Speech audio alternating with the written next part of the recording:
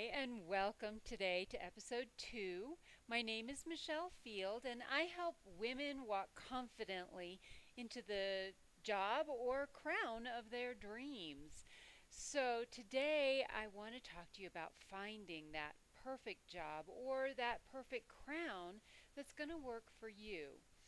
I'm going to start out and tell you a little bit of a story. A long time ago in a galaxy far, far away, okay, maybe it's not Star Wars, but that should date me. My husband and I had just been married a few years when we moved to a whole new state. He was in the Navy, and so we moved a few times over those years. I had just started to look for another job. We'd been there and I'd worked in banking, I had worked in real estate, and I knew what I didn't want for a job or for a career. So I thought, okay, what were some of the things I didn't like about those jobs? Well, I didn't like the hours and the stress of working in a bank. I didn't like working nights and weekends, working in real estate. I didn't like the uncertainty of never knowing when I was going to get a paycheck when I was working in real estate. On the other hand, I loved getting into people's homes and seeing how they were decorated. I liked knowing when I was going to work and when I didn't work when I was working in the bank. I was good with numbers, and so that was something that was more natural for me.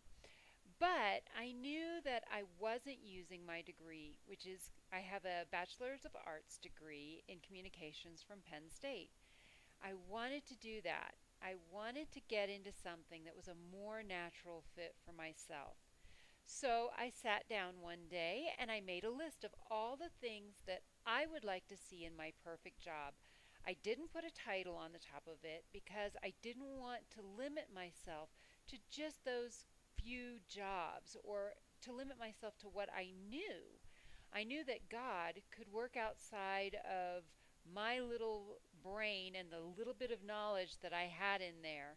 And so instead of putting any titles or names or anything like that, I simply sat down and wrote out my wish list.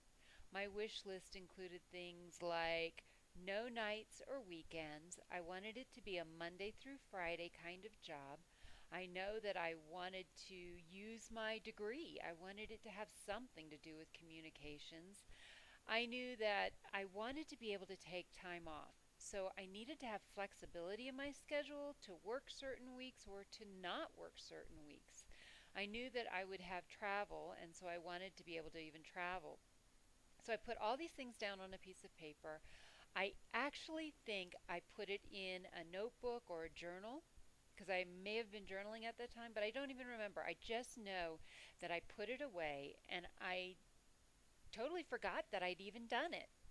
So a few months later, my husband came home and said, Michelle, there's this great job. They're looking for instructors for this NADSAP class, and it's to teach young people in the Navy. And I thought, what the heck is a NADSAP class? So NADSAP was actually a program that at that time was being taught by the University of Arizona, and it was actually a 4 credit college course that taught basically addiction prevention. I don't even remember. It was Navy Alcohol Safety Drug Action Program, and one of those acronyms that in the end doesn't make a whole lot of sense even when you say the whole thing out. So I applied for this job, and I eventually I got the job, went through all the training, and I later found my little worksheet, and everything, literally every single thing I'd written on that piece of paper came true with this particular job.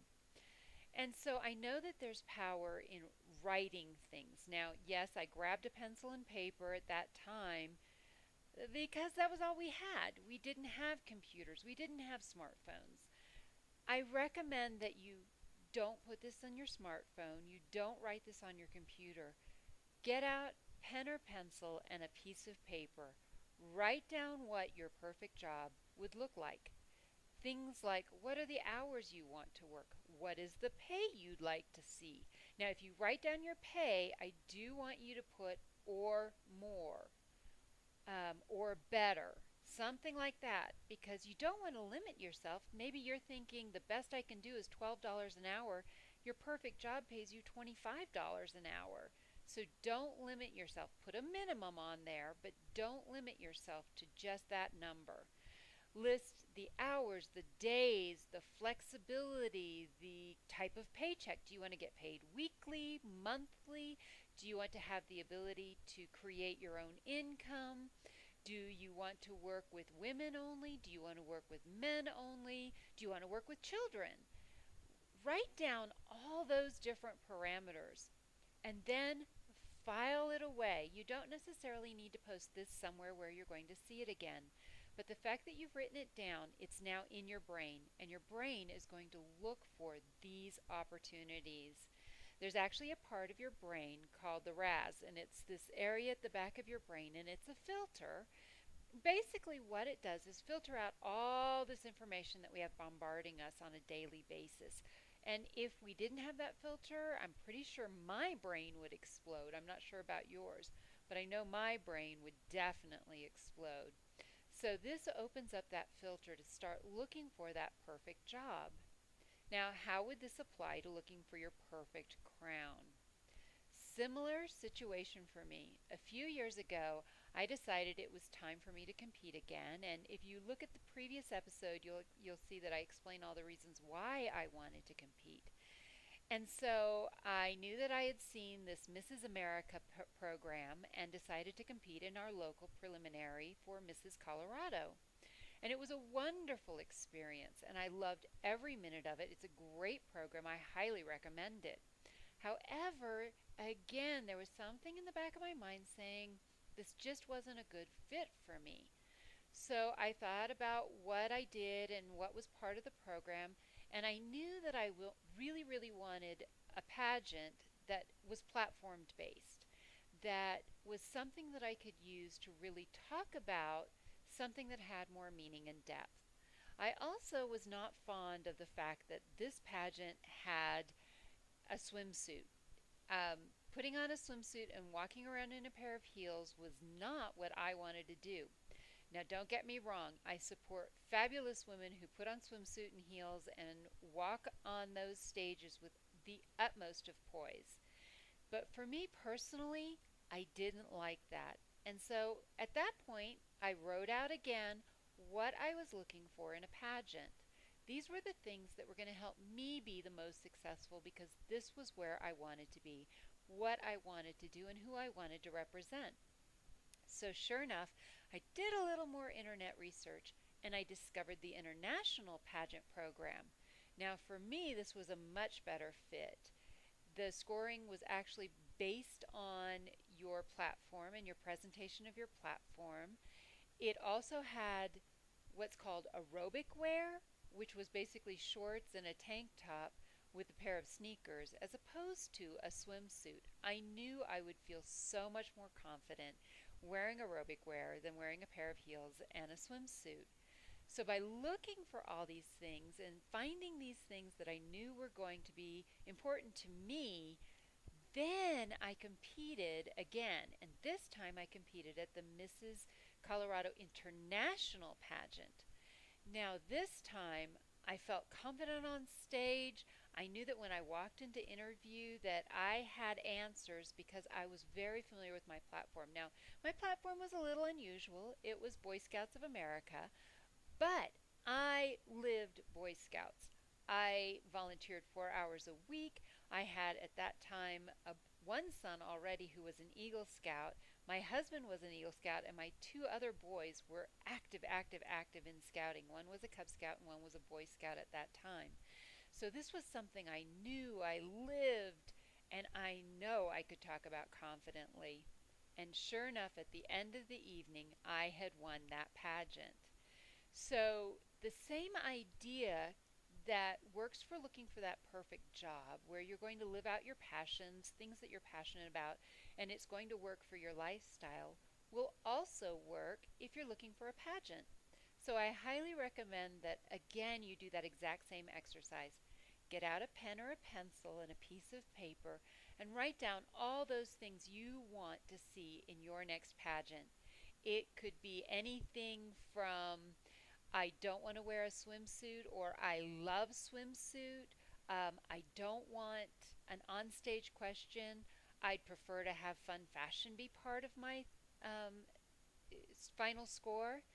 It can be any of those things. Maybe you're really, really strong in interview, but you're not a size 2, so you would write down no swimsuit, stronger in interview, at least 50%.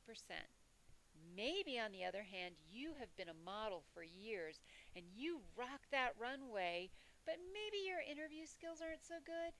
Then you would write down definitely modeling skills, runway skills, swimsuit, evening gown, fun fashion, and interview 25% or less. So, with all of these things, write down all your parameters, then do your research. Don't just go with whatever pageant has invited you or said, you win, you have been selected as a state finalist. You want to do some research and find that perfect pageant for you. Once you find your fit, I'm willing to bet that your success level will rise and you will feel better about yourself and your competition. So until next time, I wish you the best. May all your dreams be pageant perfect. And if there's anything you have a question, feel free to email me at clientcare at Michelle Field LLC. You can subscribe to that subscribe button down there, and then you'll know every time I post a new video. And head over to michellefieldllc.com to check out all the products that I offer that can help you walk with confidence straight into the dream or job of your choice. Have a great day. Bye.